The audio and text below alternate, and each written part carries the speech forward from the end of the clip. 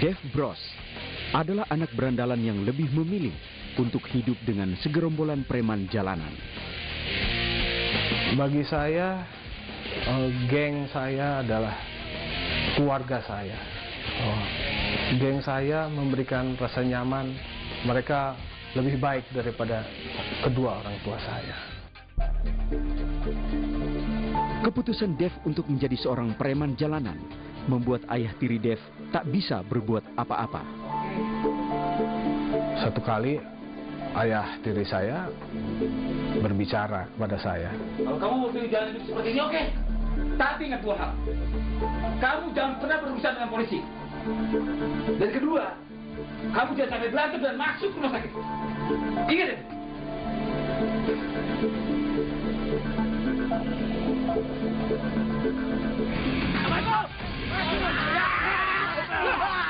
Tak hanya menjadi liar, perilaku Dev semakin beringas ketika dia menghadapi musuh-musuhnya.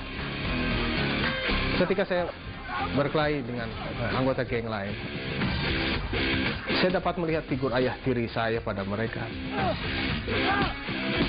figur ayah kandung saya pada mereka, dan saya lampiaskan kemarahan saya pada mereka.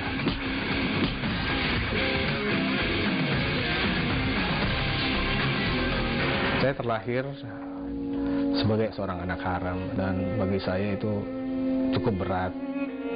Saat mama saya mengandung diri saya, pada saat yang bersamaan ayah kandung saya juga sudah menghamili wanita yang lain. Dan alasan ayah kandung saya menikahi wanita yang lain adalah karena menurut ayah kandung saya, ibu saya adalah wanita yang jauh lebih tegar.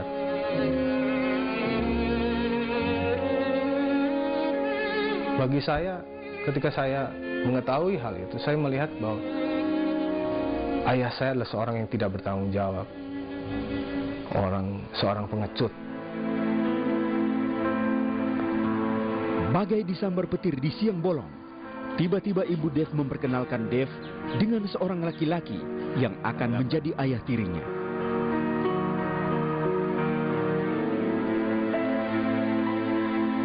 Itu sangat shocking, itu sangat memukul saya. Saya tidak tahu apa yang harus saya ucapkan, hingga timbul sebuah rasa frustasi. Kenapa mama tidak berbicara dulu dengan saya? Saya merasa mama tidak menghargai saya sebagai seorang anak. Harapan Dev untuk mendapatkan kasih sayang dari seorang ayah ternyata hanya angan-angan semata. Dari ayah tirinya, Dev hanya bisa menerima penderitaan yang sangat melukai batinnya. Ayah tiri saya adalah seorang yang keras. Kadang beliau menyatakan bahwa saya ini anak haram jadah. Ketika ayah tiri saya mengatakan bahwa saya tidak jauh beda dengan ayah kandung saya sangat marah. Oleh karena kebencian, kekecewaan itulah pada akhirnya saya ingin membunuh mereka. Kalau orang itu belum jatuh dan tidak berdaya, saya akan terus serang mereka. Saya merasa saya harus habisi dia. Ketika saya sudah tersadar, kami sudah tidak berkelahi lagi, saya pikir, kenapa saya lakukan hal itu sama orang itu? Saya kesalnya kan sama siapa? Saya kan kesal sama ayah, kedua ayah saya, kenapa saya lampiaskan pada orang itu? Kebrutalan demi kebrutalan telah menjadi nafas bagi hidup Dev. Sampai suatu waktu, terjadi sebuah tawuran di mana pintu maut siap menyambut nyawa Dev. Jadi saya tidak mengira bahwa orang itu adalah musuh saya. Jadi ketika sudah dekat, dia menusuk pisau, dia loncat, dia menusuk pisau ke dada sebelah kiri saya. Akibat tusukan tersebut, Dev dilarikan ke rumah sakit.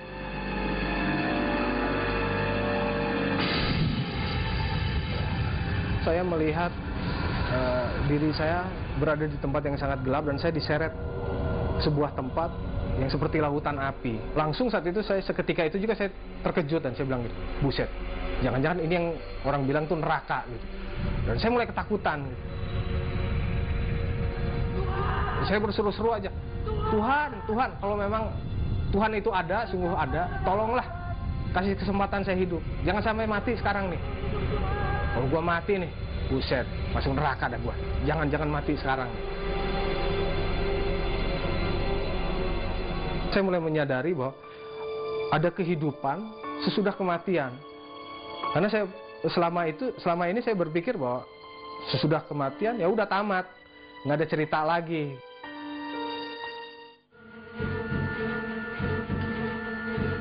Di lain hari, ayah Dev marah besar karena Dev melanggar aturan yang telah dibuat oleh ayah tirinya. Namun kemarahan ayah tirinya tersebut semakin membuat Dev siap untuk menghabisi nyawa ayah tirinya. Ternyata kamu langgar juga. Hah? Kamu mau ajak saya duel? Ayo, gua nggak takut. Oke.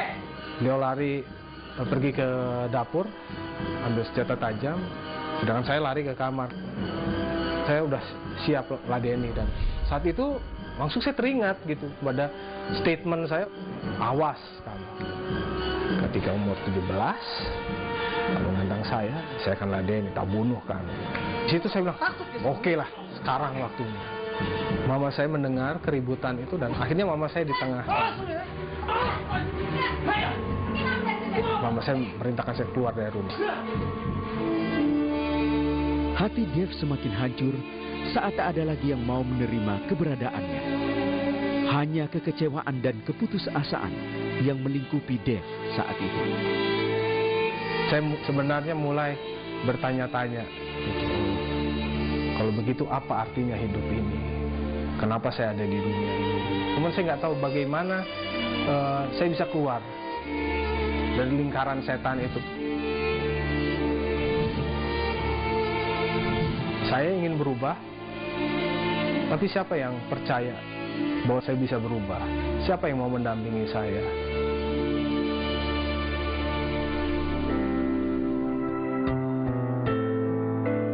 Demi memuaskan rasa penasaran atas pertanyaan-pertanyaan yang selalu muncul dalam pikirannya, Dev pun nekat menghadiri sebuah ibadah. Saat Dev mendengarkan khotbah, hatinya mulai tersentuh. Yesus mati bagimu karena dia sangat mengasihi. Karena Yesus sangat mengasihi. Kata-kata itu menusuk lubuk hati saya dan my God, seumur hidup saya belum pernah mendengar orang yang mengatakan bahwa Dev, aku mengasihimu. Dan kini saya dengar bahwa Yesus bukan saja mengasihi saya, tapi dia mau mati untuk saya, menebus semua dosa-dosa saya. Jadi waktu didoakan itu, saya merasakan sebuah kelegaan. Di saat itulah saya mengatakan bahwa ampuni aku Tuhan. Saya mau tinggalkan kehidupan saya yang lama. Aku berjanji akan merubah kehidupanku yang lama. Beberapa waktu kemudian, dalam sebuah ibadah, Dev akhirnya menyadari kesalahan yang pernah ia lakukan terhadap orang tuanya. Dan saat itulah, Dev mengambil sebuah keputusan yang terpenting dalam hidupnya. Karena kasih Tuhan yang begitu luar biasa yang ia nyatakan, itu memampukan saya untuk sungguh-sungguh mengampuni dan mengasihi. Baik itu mama saya, papa kandung saya, maupun papa tiri saya. Dulu Dev benci sekali ya sama bapak tirinya. Tapi Dev sekarang dapat mengasihi bapak tirinya. Yesus adalah sesuatu yang sangat berharga dalam hidup saya. Yang tidak bisa dibeli oleh apapun. Tidak bisa dibandingkan oleh apapun.